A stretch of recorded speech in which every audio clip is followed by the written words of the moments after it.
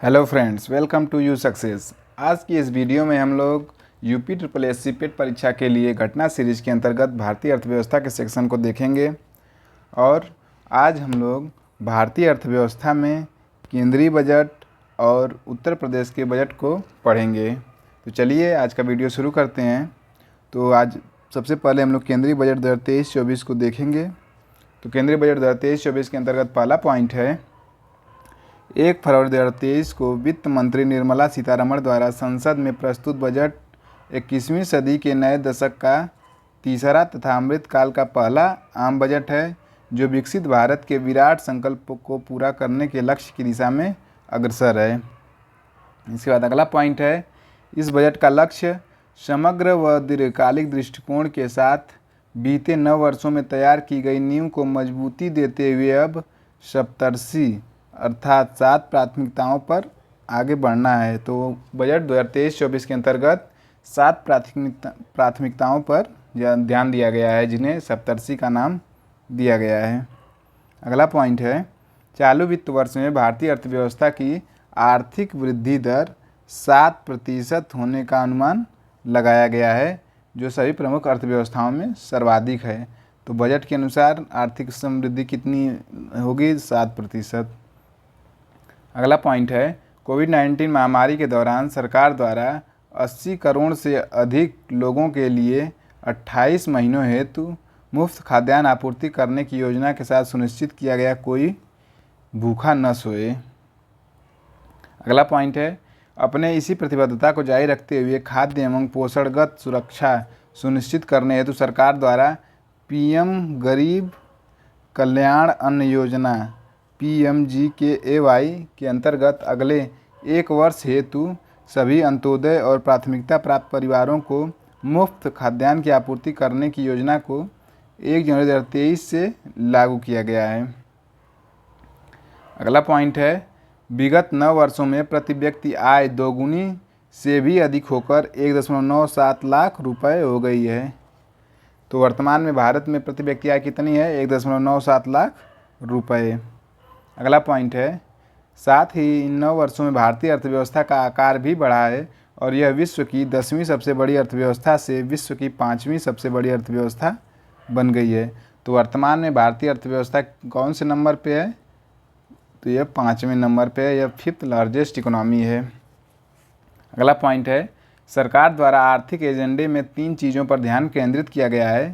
पहला है, नागरिकों विशेषकर युवा वर्ग को अपनी आकांक्षाओं की पूर्ति करने हेतु पर्याप्त अवसर उपलब्ध कराना, विकास और रोजगार सृजन पर विशेष ध्यान देना, और तीसरा है, वृहद आर्थिक स्थिरता को सुदृढ़ करना।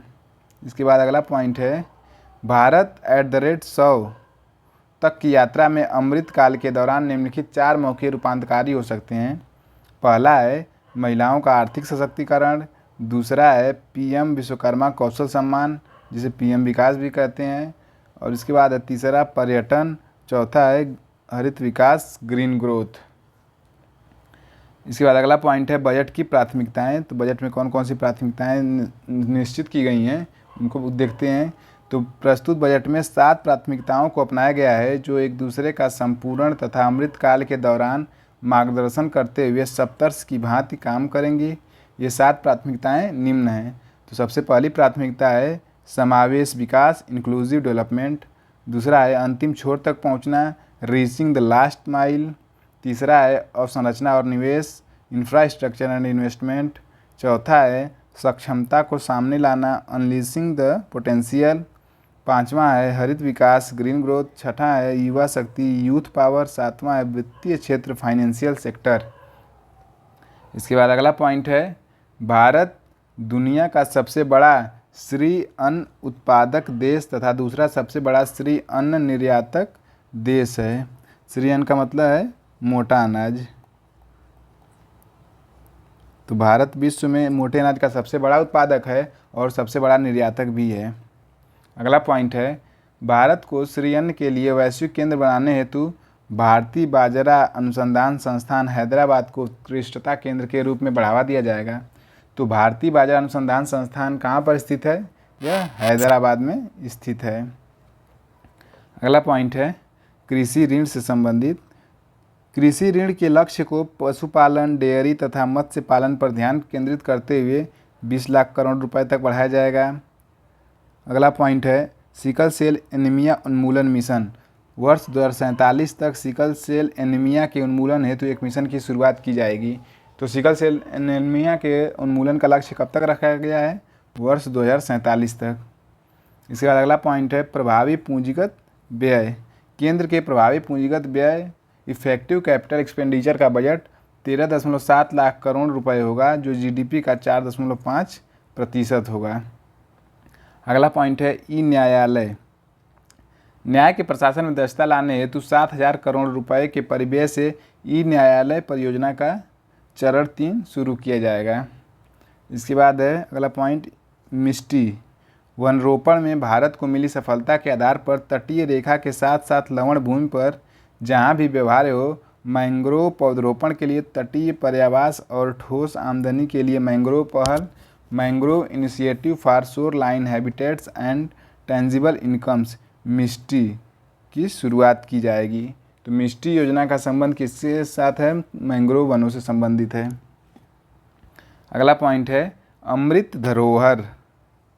आर्द्र भूमि जैव विविधता को धारण करने वाली अति महत्वपूर्ण पारिस्थितिकी तंत्र है। वर्तमान में देश में रामसर साइटों की कुल संख्या बढ़कर 75 हो गई है, जबकि वर्ष 2014 से पहले इनकी संख्या मात्र 26 थी। सरकार अमृत धरोहर स्कीम के माध्यम से इनके विशिष्ट संरक्षण मूल्यों को बढ़ावा देगी। तो अमृत धरोहर किससे संबंधित है? तो अमृत धरोहर संबंधित है आर्द्र भूमि से। अगला पॉइंट है युवाओं को अंतर्राष्ट्रीय अवसरों के लिए कौशल प्रदान करने हेतु 30 स्किल इंडिया इंटरनेशनल सेंटर स्थापित किए जाएंगे। तो कितने स्किल इंडिया इंटरनेशनल सेंटर स्थापित किए जाएंगे? कुल 30। अगला पॉइंट है 1 फरवरी 2023 को संसद में वित्त मंत्री निर्मला सीतारमण द्वारा वर्ष 2023-24 के लिए प्रस्तुत बजट अनुमान 45.03 लाख करोड़ रुपए है। तो 2023-24 का कुल बजट अनुमान कितना है? 45.03 लाख करोड़ रुपए, लगभग 45 लाख करोड़ रुपए। इसके बाद अगला पॉइंट है कुल प्राप्तियों को यदि राजस्व और पूंजीगत प्राप्तियों में बांटा जाए तो कुल प्राप्तियों में 58.45% हिस्सा राजस्व प्राप्तियों का है, जबकि शेष 41.55% हिस्सा पूंजीगत प्राप्तियों का है। अगला पॉइंट है इसी तरह कुल व्यय में से 77.77% हिस्सा राजस्व खाते पर, जबकि मात्र 22.23% हिस्सा पूंजी खाते पर व्यय करने का अनुमान है। इस अगले चार्ट में ये घाटे की प्रवृत्तियां दी हुई हैं। ये जीडीपी के प्रतिशत के रूप में है। तो सबसे पहले है राजकोषीय घाटा। 2021-22 में जो वास्तविक था वो 6.7% था जीडीपी का, और 2022-23 के बजट अनुमान के अनुसार 6.4% था, और 2022-23 के संशोधित अनुमान के अनुसार राजकोषीय घाटा 6.4% था, और 2023-24 के बजट अनुमान के अनुसार राजकोषीय घाटा 5.9% होगा। इसके बाद है राजस्व घाटा। राजस्व घाटा 2021-22 का वास्तविक जो था 4.4% था जीडीपी का, जबकि 2022-23 के बजट अनुमान के अनुसार 3.8% था, और 2022-23 के संशोधित अनुमान के अनुसार यह राजस्व घाटा 4.1% था जीडीपी का, और 2023-24 के बजट के अनुमान के अनुसार राजस्व घाटा 2.9% है।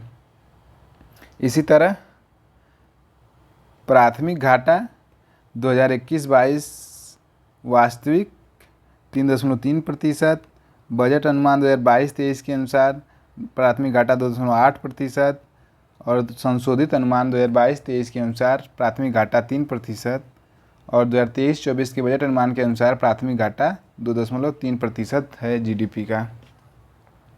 इसके बाद अगला पॉइंट है, यहाँ पे जो हल्की जो लाइन बनी हुई है ये प्रभावी राजस्व घाटा को दर्शा रहा है। उसी तरह प्रभावी राजस्व घाटा भी अलग अलग वर्षों में अलग अलग दिया हुआ है, इसको यहाँ से आप लोग देख लेंगे। इसके बाद अगला पॉइंट है वर्तमान में पुरानी और नई कर व्यवस्थाओं में 5 लाख रुपए तक की वार्षिक आय वाले व्यक्ति किसी प्रकार के आय का भुगतान नहीं करते हैं, अतः रिबेट की सीमा को नई कर व्यवस्था में 7 लाख रुपए तक बढ़ाने का प्रस्ताव किया गया है। अगला पॉइंट है, इस प्रकार नई कर व्यवस्था में 7 लाख रुपए तक वार्षिक आय वाले व्यक्तियों को कोई कर भुगतान नहीं करना होगा। तो नई कर व्यवस्था के अनुसार 7 लाख व्यक्ति जो कमा रहा है वार्षिक व्यक्ति, उसको कर का भुगतान नहीं करना है। अगला पॉइंट है, दूसरा प्रस्ताव मध्यम आय वर्ग से संबंधित है। वर्ष 2020 में 2.5 लाख रुपए से शुरू होते हुए 6 आयकर स्लैब वाली नई व्यक्तिगत कर व्यवस्था शुरू की गई थी 2020 में। इसके बाद अगला पॉइंट है, वर्तमान में स्लैबों की संख्या घटाकर 5 करते हुए और कर छूट की सीमा को बढ़ाकर 3 लाख करते हुए इस व्यवस्था में कर संरचना को बदलने का प्रस्ताव किया गया है। कर की दरें निम्नानुसार हैं। ये कर की दरें हैं वित्तीय वर्ष 2023-24 के लिए। अगर 3 लाख तक आय है तो इस पर 0% है टैक्स। अगर आय 3,01,000 से 6 लाख तक है तो 5% है। 6 लाख 1 से 9 लाख तक है तो 10% है कर की दर। 9 लाख 1 से 12 लाख तक है तो 15% है कर की दर। 12 लाख 1 से 15 लाख तक है तो 20% है और 15 लाख से अधिक है तो 30% है टैक्स की दर। इसके बाद अगला पॉइंट है, वित्तीय वर्ष 2023-24 हेतु ये पुरानी व्यवस्था के तहत स्लैब एवं कर की दर है 25 लाख 2.5 लाख तक शून्य है कर की दर। फिर 2,50,001 से 5 लाख तक 5% है। फिर 5 लाख 1 से 10 लाख तक 20% है।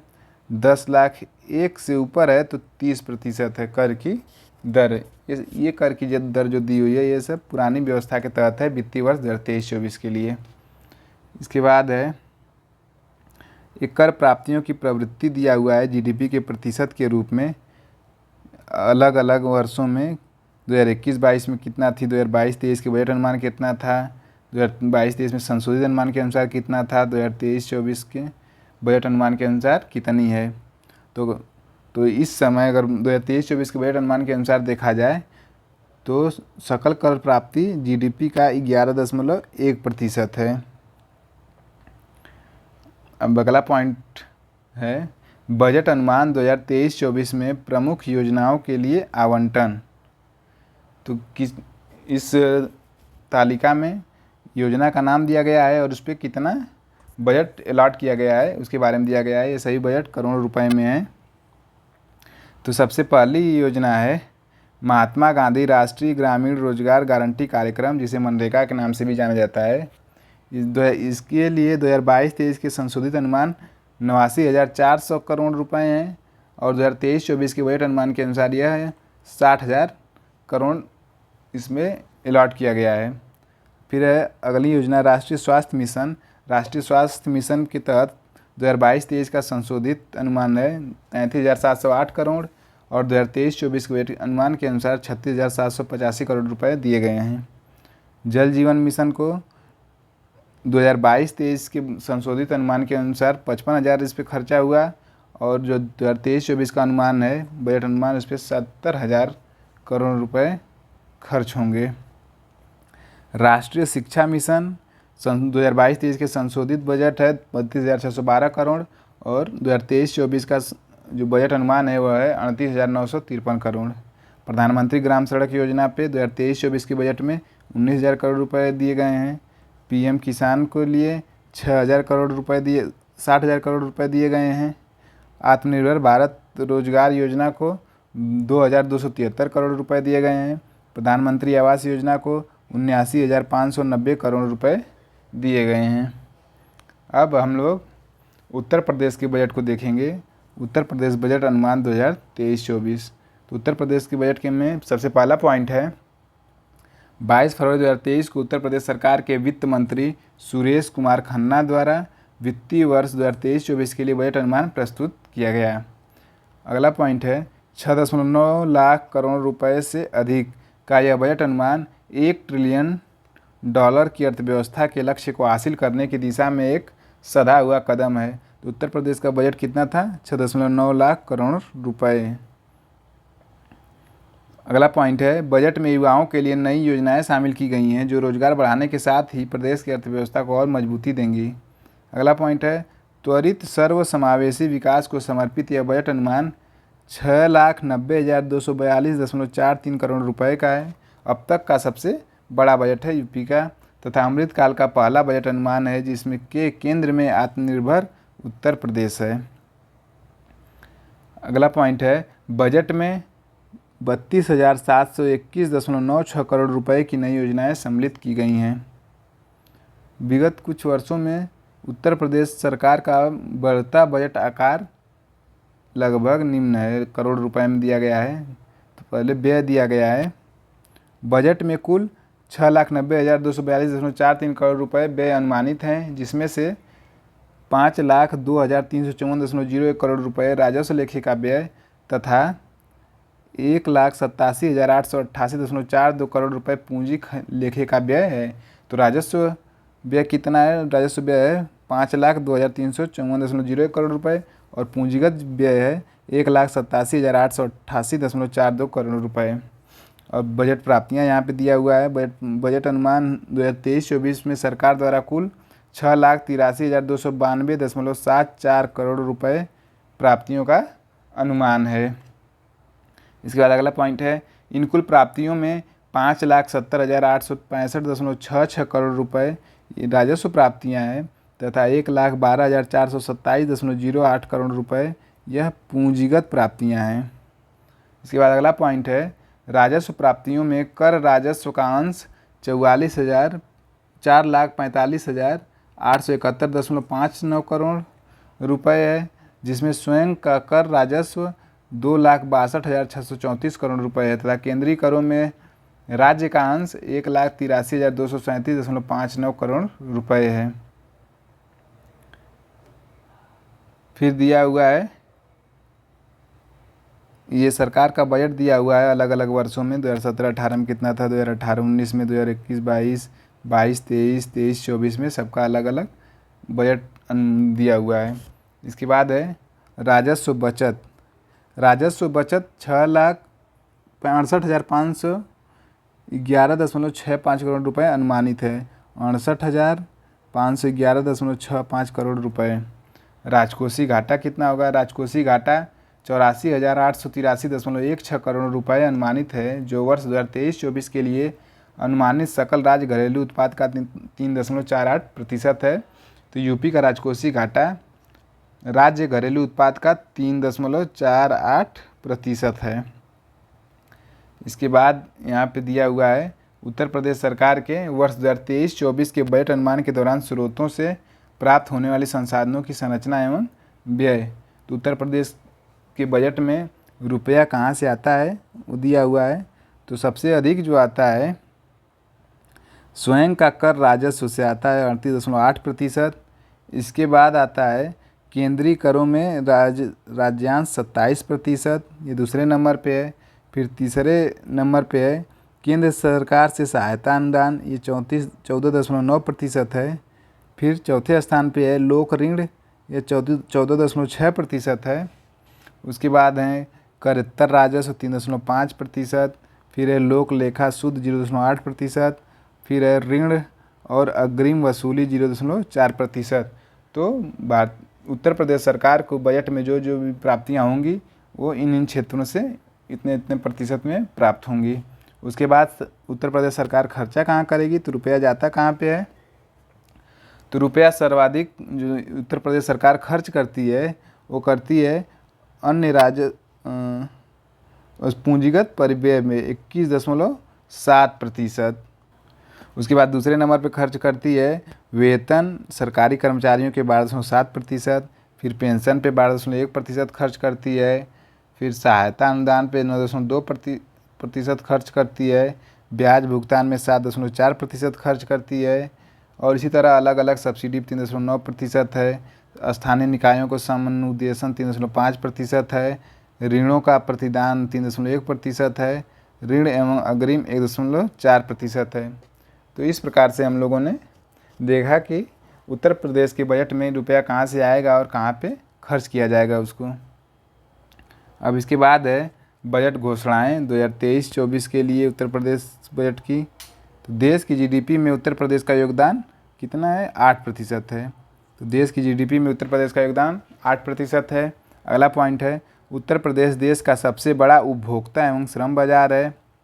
फिर अगला पॉइंट है, वर्ष 2021-22 में राज्य के सकल घरेलू उत्पाद में 16.8% की वृद्धि दर्ज की गई थी, जो देश की विकास दर से अधिक है। अगला पॉइंट है, वित्तीय वर्ष 2023-24 के लिए राज्य की जीएसडीपी की वृद्धि दर 19% अनुमानित है। तो उत्तर प्रदेश की जीएसडीपी की वृद्धि दर कितनी अनुमानित है? 19%।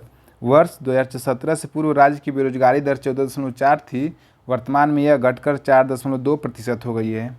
तो वर्तमान में बेरोजगारी की दर यूपी में कितनी है? 4.2%। अगला पॉइंट है, लखनऊ में 10 से 12 फरवरी 2023 के मध्य Uttar Pradesh global investor summit का आयोजन संपन्न हुआ। तो Uttar Pradesh global investor summit का आयोजन कहाँ पे हुआ था? लखनऊ में हुआ था। कब हुआ था? 10 से 12 फरवरी 2023 के बीच। अगला पॉइंट है, अधिकांश समझौता ज्ञापन नवीकरणीय ऊर्जा 16%, इलेक्ट्रॉनिक्स 12%, औद्योगिक पार्क 11%, शिक्षा 9% तथा लॉजिस्टिक 9% में किए गए।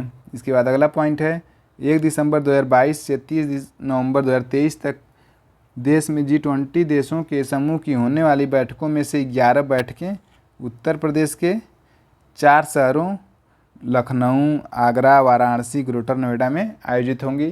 तो G20 कुल कितनी बैठकें उत्तर प्रदेश में आयोजित होंगी? 11 बैठकें आयोजित होंगी। और किन किन शहरों में होंगी? तो 4 शहरों में होंगी, लखनऊ में, आगरा में, वाराणसी में और ग्रेटर नोएडा में। अगला पॉइंट है, प्रधानमंत्री आवास योजना ग्रामीण एवं शहरी के तहत आवास निर्माण, ग्रामीण स्वच्छ शौचालय निर्माण, सूक्ष्म लघु मध्यम उद्योगों की स्थापना, स्मार्ट सिटी मिशन के अंतर्गत India smart city award contest में तथा पीएमएमएस पोर्टल द्वारा डीबीटी के माध्यम से लाभार्थियों को धनराशि हस्तांतरण करने में उत्तर प्रदेश देश में प्रथम स्थान पर है। तो उत्तर प्रदेश इन योजनाओं में पहले स्थान पर है। इसके बाद अगला पॉइंट है, गन्ना एवं चीनी उत्पादन तथा एथेनॉल की आपूर्ति में उत्तर प्रदेश देश में प्रथम स्थान पर है। तो उत्तर प्रदेश गन्ना और चीनी उत्पादन में प्रथम स्थान पर है तथा एथेनॉल में के उत्पादन में भी पहले स्थान पर है। इसके बाद अगला पॉइंट है, कृषि निवेशों पर किसानों को देय अनुदान डीबीटी के माध्यम से भुगतान करने वाले देश में उत्तर प्रदेश पहला राज्य बना। अगला पॉइंट है, अटल पेंशन योजना के तहत पंजीकरण करने में उत्तर प्रदेश देश में प्रथम स्थान पर है। अगला पॉइंट है, महिलाओं की अधिक से अधिक भागीदारी सुनिश्चित करने हेतु 3 महिला पीएससी बटालियन का गठन किया गया उत्तर प्रदेश में। अगला पॉइंट है, मनरेगा के तहत वित्तीय वर्ष 2022-23 में 26.29 लाख मानव दिवस सृजित कर देश में प्रथम स्थान पर उत्तर प्रदेश है। इसके बाद अगला पॉइंट है, नई उत्तर प्रदेश पर्यटन नीति 2022 के तहत अगले 5 वर्षों में 10 लाख करोड़ रुपए का निवेश एवं 20,000 रोजगार सृजन करने का लक्ष्य रखा गया है। इसके बाद अगला पॉइंट है, वस्त्र क्षेत्र में निवेश को आकर्षित करने एवं राज्य में अधिकाधिक रोजगार सृजन हेतु Uttar Pradesh textile and garmenting policy 2022 लाई गई है। अगला पॉइंट है, टैबलेट स्मार्टफोन वितरण योजना का विस्तार करते हुए लोक कल्याण संकल्प पत्र 2022 में स्वामी विवेकानंद युवा सशक्तिकरण योजना अंतर्गत 5 वर्षों में 2 करोड़ टैबलेट स्मार्टफोन का वितरण करने का लक्ष्य रखा गया है और इस योजना हेतु 3600 करोड़ रुपए की व्यवस्था की गई है। इसके बाद अगला पॉइंट है, नई उत्तर प्रदेश सूचना प्रौद्योगिकी एवं सूचना प्रौद्योगिकी जनित सेवा नीति 2022 18 नवंबर 2022 को अधिसूचित की गई थी।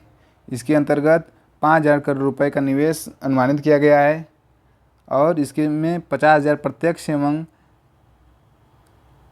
1 लाख अप्रत्यक्ष रोजगार का सृजन किया जाएगा। इसके बाद अगला पॉइंट है, केंद्र सरकार की सहायता से पीएम श्री प्रधानमंत्री स्कूल फॉर राइजिंग इंडिया नामक नई योजना के क्रियान्वयन हेतु 510 करोड़ रुपए, माध्यमिक शिक्षा के तहत 500 करोड़ रुपए की व्यवस्था की गई है। तो पीएम श्री किससे संबंधित है? प्रधानमंत्री स्कूल फॉर राइजिंग इंडिया से संबंधित है। अगला पॉइंट है, देश में पहली बार किसी कृषि विश्वविद्यालय कानपुर कृषि विश्वविद्यालय को नैक रैंकिंग प्रदान की गई। तो किस कृषि विश्वविद्यालय को पहली बार नैक रैंकिंग प्रदान की गई देश में? कानपुर कृषि विश्वविद्यालय को। अगला पॉइंट है, विंध्याचल धाम में मां विंध्यवासिनी राज्य विश्वविद्यालय की स्थापना की जाएगी। इसके तहत 50 करोड़ रुपए की व्यवस्था की गई है। अगला पॉइंट है देवी पाटन मंडल में मां पाटेश्वरी देवी राज्य विश्वविद्यालय की स्थापना की जाएगी। इसके लिए भी 50 करोड़ रुपए का प्रस्ताव है। अगला पॉइंट है मुरादाबाद मंडल में राज्य विश्वविद्यालय की स्थापना की जाएगी। इसके लिए भी 50 करोड़ रुपए प्रस्तावित हैं। अगला पॉइंट है वर्तमान में उत्तर प्रदेश में वनावरण एवं वृक्षावरण प्रदेश के भौगोलिक क्षेत्र का 9.23% है। तो उत्तर प्रदेश में वनावरण एवं वृक्षावरण कुल कितना है, उसके भौगोलिक क्षेत्रफल का 9.23%। अगला पॉइंट है वर्ष 2030 तक वनावरण एवं वृक्षावरण 15% तक किए जाने का लक्ष्य रखा गया है। अगला है निर्माण कामगार मृत्यु एवं दिव्यांग सहायता योजना। इसके अंतर्गत निर्माण कामगार की मृत्यु, विकलांगता सहायता एवं अक्षमता पेंशन योजना तथा निर्माण कामगार अंत्येष्टि सहायता योजना को एकीकृत करते हुए नई योजना निर्माण कामगार मृत्यु व दिव्यांग सहायता योजना कर दिया गया है।